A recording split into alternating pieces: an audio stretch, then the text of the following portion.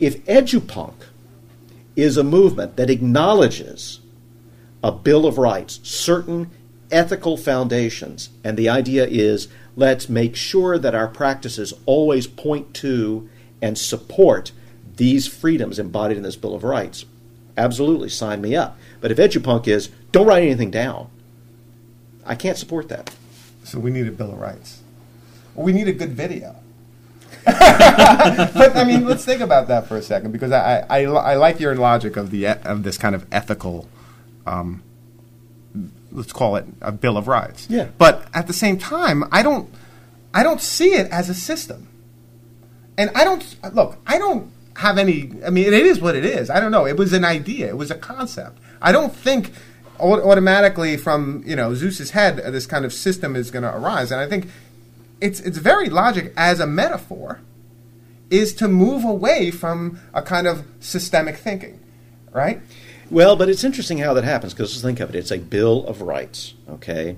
Congress shall make no law. What you're saying is this process of legislation, this process of democratic, renewable revolution and all the rest, this is where you don't go. Congress shall make no law abridging freedom of assembly, freedom of speech, because the idea is if this goes, everything goes. So the Bill of Rights is not subject to democracy. It's the foundation of democracy.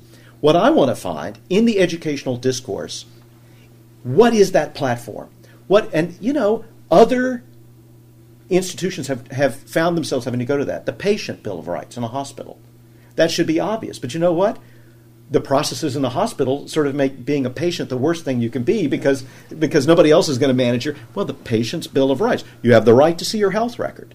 You have the right to understand what's going on. Well, okay, can we forge with the DIY spirit as the essential renewal engine of higher education, of all education, nevertheless put together out of our common beliefs a kind of educational Bill of Rights?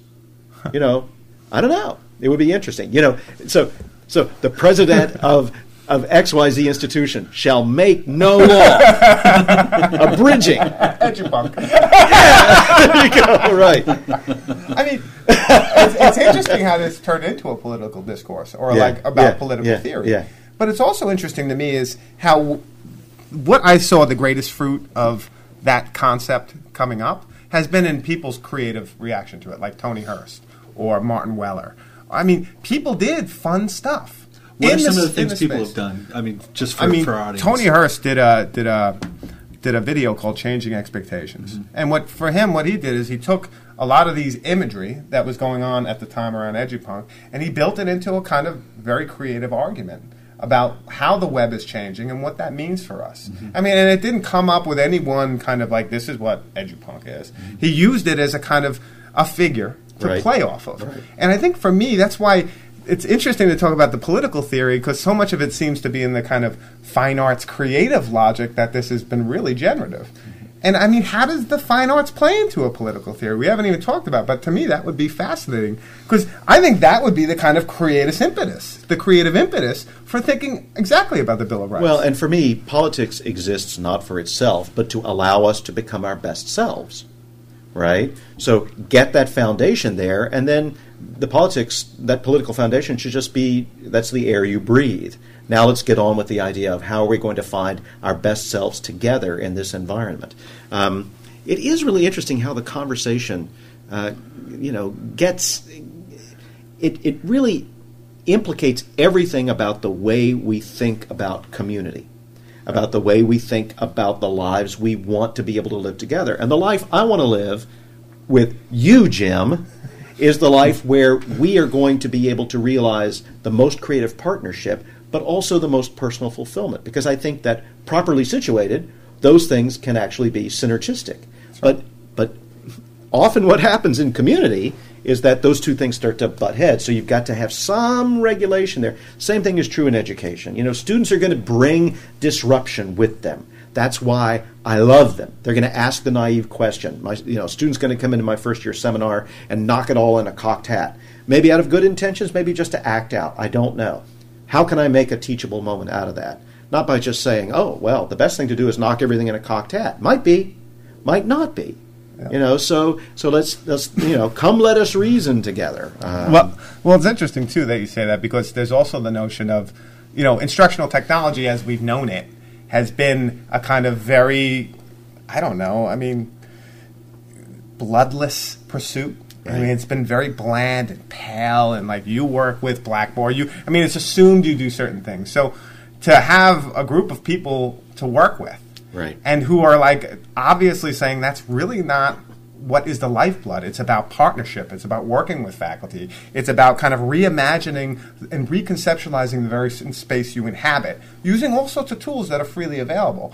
And then you have people who say, oh, wait, that's a creative edge to this. And I think there's where the creativity came in, and for me was truly inspiring, is that maybe you can get away from this, kind of shrugging your shoulders and say, I'm an instructional technologist, and I do. And for me, it was like, yeah, no, I am. You see, and that's a key point. I'm full of pride about it. It's a key point, because I think a lot of what brings us to a boil is the use of information technologies in teaching and learning.